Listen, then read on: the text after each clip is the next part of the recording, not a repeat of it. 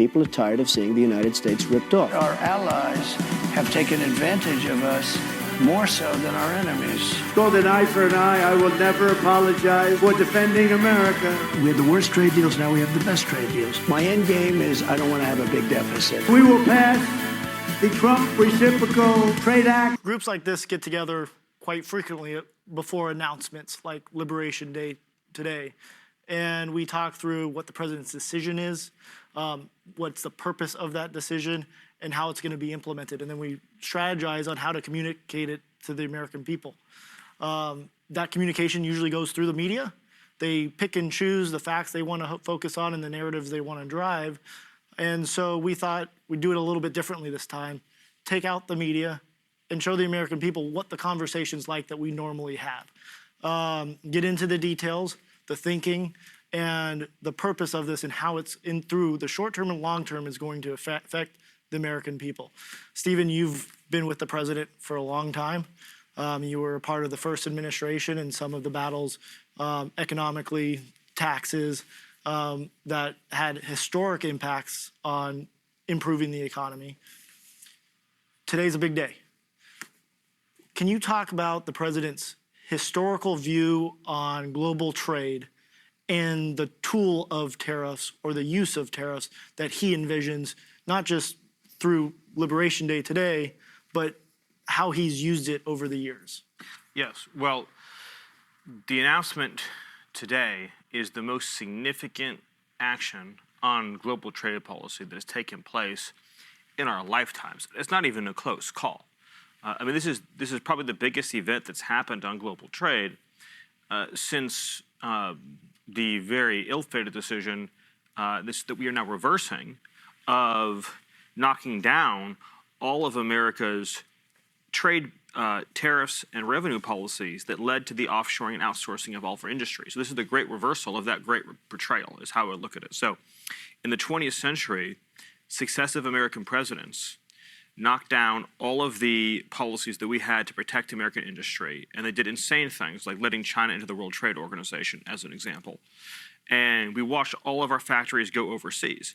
This is the complete reversal of that. This is the great onshoring, the great reshoring of American jobs and wealth.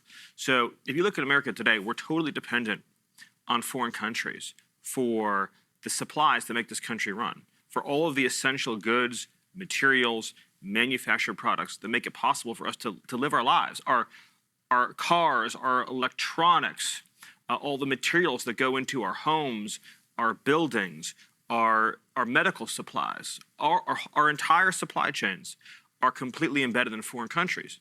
So if there's a national emergency of any kind, and a country shuts off an import or a foreign power embargoes a sea lane, we are then left defenseless, helpless, because of the decisions that prior leaders made that President Trump is now reversing to let all of these industries leave our country. And so what he's doing today is, for the first time ever, he's saying that if you have stolen our jobs and therefore threatened our national security, we will apply a reciprocal tariff based on the degree of your misconduct. So for countries like China, for example, they will see a very high tariff rate because they've engaged in the most egregious conduct that threatens our national security. For countries that have severe but not as severe misconduct, they'll see a moderate but not as high tariff rate. The effect, though, of those global tariffs will be that companies will have to move their production back into the United States. So factories will leave, whether it be Mexico or Canada or Vietnam or Cambodia or China or the European Union. They will come back to the United States to produce their products, to make their goods. And in so doing, yes, it will create jobs. Yes, it will increase revenues. But most importantly, it will restore our national security so that we will not be dependent on anyone else to survive and thrive as a nation. That's the significance we're talking about today, the most important economic event of our lifetimes. And Stephen, he didn't just wake up this morning and say, I want to implement tariffs.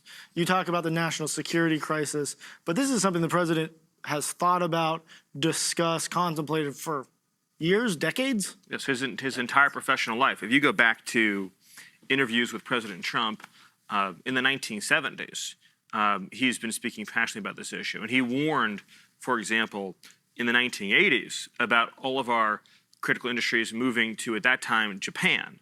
And he warned for years as well about the loss of our automotive industry, which is an essential element for national security. Those supply chains are essential for our ability to protect and defend our country, to make automobiles. And he's been focused on this issue for decades. He took out an entire one-page ad in the New York Times in the 80s talking about the threat of Japanese mercantilism and all the unfair trade practices they had that were killing our manufacturing. Yes. So Jamieson, the devil's in the details, as they say. So what are the details of this plan? Sure. Well, Stephen just highlighted some of these. First of all, we're doing a reciprocal tariff, right? This is a golden rule for the golden age. We treat them how they treat us. As Stephen mentioned, we expect that those countries that treat us very poorly, where they have documented behavior over many years of whether it's high tariff levels or extreme trade barriers or taxes or other kind of charges that discriminate against our companies or burden our companies, they are naturally going to have higher rates, because to achieve the kind of reciprocity we need, you have to have a higher rate. And then there are going to be other countries that have a lower rate because maybe they have a different level of unfairness or non-reciprocity. And we expect that there will be a global minimum on all countries, because we have to deal with this deficit. We also want to make sure that there's no cheating, that we don't have people going from one jurisdiction to another to try to get around the tariff. We need to make sure that we have no loopholes in this policy, because as Stephen points out, it's an emergency. The urgency of what's happening right now cannot be overstated. That's why the president on day one announced he wanted us to look into it. We looked into it over the past couple of months, and we're taking action the day after we reported back to him. I have right here a book full of all of the unfair trade practices by our top 100 partners. We published it just a couple days ago. And you said something interesting. Some countries will try to get around the tariffs by shipping their product through another country. They store it there for a couple months, and then it all becomes the sale of another country. Can you talk through how that works? Sure. Well, we're stopping that. We don't want a situation where China, for example, might just send a bunch of parts down to Vietnam. Vietnam, puts them together in a light assembly and sends it over and says this is a product of Vietnam. At this point, we will have the kinds of tariffs we need and a broad-based tariff to stop that kind of behavior. And of course, we're going to be very, very focused on enforcement to make sure nobody does that kind of thing. And the media uses the word tariff very broadly. What kind of tariffs are there, and how do they work? Oh, certainly. I mean, we have, for example, rice. Japan, in some instances, will put a 700% tariff on rice. So if the United States wants to export rice to Japan, where they eat a lot of rice, Japan will charge a 700% rate on that rice. It's incredible, right? Ours is much lower. Apples in the United States, if you want to import apples into the United States, it's duty-free. It's a 0% tariff. But if we're going to go to India, it's about 50%. If you want to go to Turkey and send American apples to Turkey, it's a 60% tariff. And so it prevents it. But that's not even the worst part. The worst part are the non-tariff barriers, where they use fake science or fake standards or other barriers to keep out our things. And Karoline, obviously Jamieson thinks a lot about this. It's why he's the USTR. How should the normal American person, the consumer, think about tariffs? Well, first of all, to the average American who's watching at home and trying to understand what this means for them, don't buy into the media's lies and the fear that they're going to try to instill in you after this announcement, because we know that's exactly what the media will try to do. The president is looking out for the average American worker who has been ripped off by the elite political class for decades. And so what does this tariff policy look like? As Jamieson so brilliantly said, it's the golden rule for the golden age of America. We're finally going to be treated the way, we're going to treat other countries the way that we've been treated for too long. The president's going to put American workers first, but what does it look like?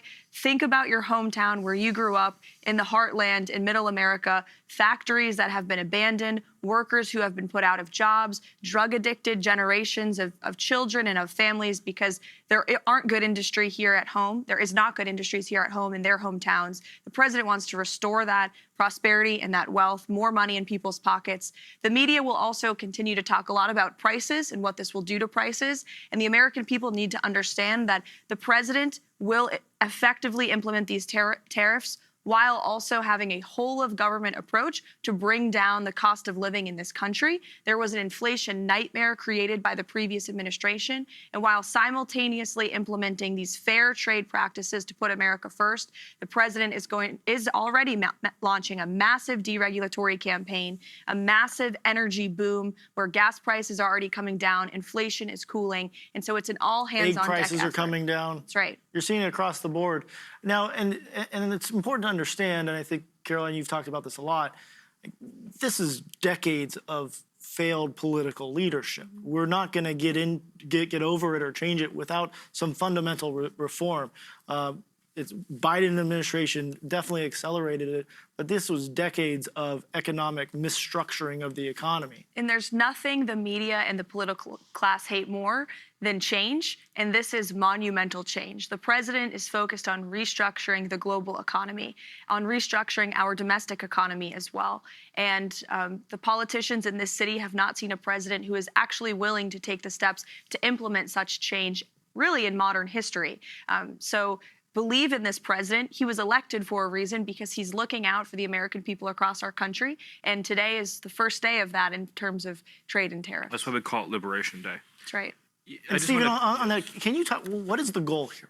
Well, what should the American people look forward to? What is the hope and dream that we're trying to pursue? So if you went to a store in America in, say, the 1950s, and you looked at where the products were made, it would have said made in the USA. That would have been the stamp you would have seen on everything. From the toys that your children buy, to the clothes that you wear, to the cars that you buy, and everything in between. If you grew up in the 1980s, you would have seen a lot of things still stamped made in the USA, but a lot less. By the time you get to the early 2000s, after NAFTA, after China's entry into the World Trade Organization, after other disastrous trade deals, it started to look more like we see it now, where you go to the store and everything is stamped made in the foreign country. Made in Romania, made in Thailand, made in Cambodia, made in Malaysia, made in China, but not made in the USA. So that means those good, high-paying jobs that should be here in America are not here in America. At the same time, it also means that for a lot of the more advanced manufacturing jobs, these are essential industries that can be converted at a moment's notice to core national security needs. And so when you don't have those factories, you don't have the training and you don't have the workforce to be able to meet our nation's needs in a time of an emergency. So we are outsourcing to other countries the things that we need to keep America safe. The end result of this is going to be far more high-paying manufacturing jobs. These are jobs where you can support a family, you get a retirement plan, you get a pension, you have good health care, you're paid well above what you would consider to be the living wage for these new advanced manufacturing jobs. These are jobs you can build a family and a community around. At the same time, it's going to relieve inflation because it's actually the most cost-effective to make things in the United States of America. People don't think about this, but all those products you see on these store shelves that are shipped from thousands of miles away, we're paying the cost of all that shipping built into the price of the good. So it's actually more economically efficient, particularly with advanced manufacturing techniques, to have these factories in the United States, near where you live, putting products on your store shelves, not having to ship things all over the globe. So you're actually going to see prices go down because our products are being built and manufactured here in the United States. The most important point to understand is that tariffs do not apply to any product that is made in the United States. So the original sin of how the modern economy in America is structured, the president talks about more than anything else. And I guess to Karoline's point about the overall economic vision, the original sin was that we created a tax system that punished you for making something in America and rewarded you for making something in China or a foreign country. So in other words, if you had your factory in America, you paid a sky-high corporate tax rate, you were beaten to death with regulation, you had radically unaffordable energy prices, and Washington just in every way made your life miserable. And the political class didn't do anything about it. They allowed it to happen. Correct. Well, they sat by and watched it happen Yes. for decades. They actually wanted the opposite to happen, especially if you look at the 90s when we had NAFTA, we had the WTO, we had the entry of China into the WTO. The goal very clearly was to remove U.S. tariff and trade barriers to make it easier for people to outsource to China.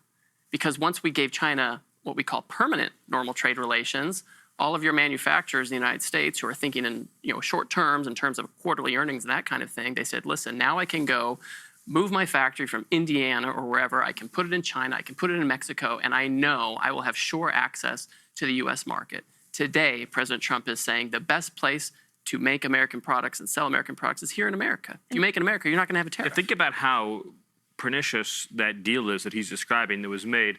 This was done by the Bushes. This was done by the Clintons. This was done by many American administrations. Republicans and Democrats. Republicans Correct. and Democrats. They said to the factory owner, if you really want to be competitive, you need to move your factory to China. That's the best way to sell into America. And so all of a sudden you're living in a community where one day there's these thriving factory towns, and the next day all the factories are in Shanghai. And so my point about the original sin, it was the sin of saying that we were going to give the most favorable treatment to foreign production, the least favorable treatment to American production. It's completely inverted, right? So the president is saying today is the opposite of that. If you have your factory in America, you pay no tariff.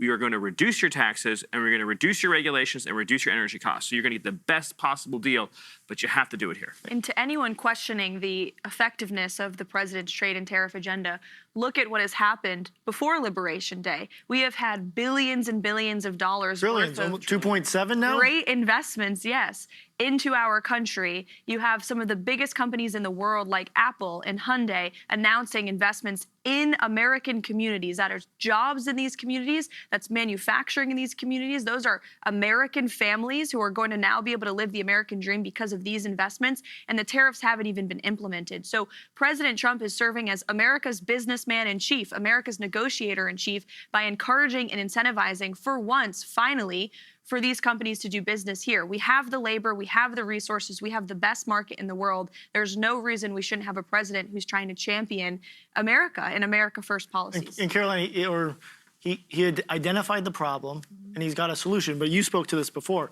Tariffs are a big part of the solution here, but it's not the only part. Right. Companies coming in, we've all been sitting in meetings with him where he says, what is your problem for coming back? What's getting in your way? Is it regulations? Let's solve that problem. The president he talked about it in a press conference this week. He had Stellantis, big car manufacturer, some of the best brands that there is. And he says, what is your problem? He says, all the regulations. You have California that's just crippling car manufacturing with their erroneous green new scam regulations. We need to pull them back. The president gets on the phone. He wants to bring companies back. He wants to bring jobs back. He wants to bring wealth back. He wants to make things more affordable. Jamieson, how is he doing that? Well, let's remember that he has a great track record. If you look at the first term, the president used tariffs to great effect, and he coupled it with great tax bill, great energy policy, all things we're talking about now. And what happened in the first term? Inflation went down, unemployment went down, real median household income went up for every demographic. I mean, this is incredible. We had manufacturing jobs went up, so we know it can be done. He's already done it before. We're a couple months in, we're already doing it now. He knows exactly how to use the tools of the economy, whether they're trade tools and tariffs or other tools, to really make sure that America can be competitive, that American workers can have good jobs, and American families can have prosperity in their communities where they live. And we want to wrap this up. So, Stephen, Karoline, some last messages. What do you think the biggest takeaway of today is, and what should the American public look forward to? Well, I think at a fundamental philosophical level, when you talk about America first, it gets down to this. Who should have priority access to the U.S. market? Should it be the factory that's located in Cleveland, or should it be the factory that's located in Beijing? That's the fundamental question. The radical left corporate media, the globalist corporate media that is attempting to criticize this plan take the view that the best place to put your factory should be in Beijing or Shanghai or Bangkok or anywhere but the United States of America. The president's view is we should do everything in our power to make it so that the best place to put your factory is in an American town. So we get all the benefit. We get the economic benefit, we get the social benefit, we get the community benefit, and most importantly, we get the national security benefit of having our critical industries here in America. And that's why we're calling it Liberation Day, because he is freeing us from a global economic system that has made us subservient to foreign nations and foreign powers. And Stephen, on that book, means it's not a short-term solution. This is a philosophical belief in a future for America. And so for those looking for predictability, we hear that word a lot. you can predict this policy will remain in effect. Correct. The predictability is the absolute certainty that this program will remain in effect, that we will continue to have policies and continue to have tariffs that will ensure that we have the national security needs of our country met, and that means American industry inside of the United States of America. It's actually the most stable and predictable policy because everyone in the world knows if I want to sell to America, just move your factory to America. Nothing is clearer, more stable, more predictable than that. You want to sell to Americans, then get your company, get your business, get your plant, and move it to America. That is the most predictable. And on top of that, we're going to have regulatory certainty, tax certainty, and energy certainty. So this is the definition of certainty and predictability. And to your point, it's not a short-term fix. It's the total realignment of the global trade system to put America first. Karoline, what's our closing message here? Closing message is every tax-paying citizen in this country should be incredibly excited about Liberation Day. President Trump is delivering on exactly what he said he was going to do for you. The golden age of America, more jobs, more wealth, more prosperity, more security right here at home.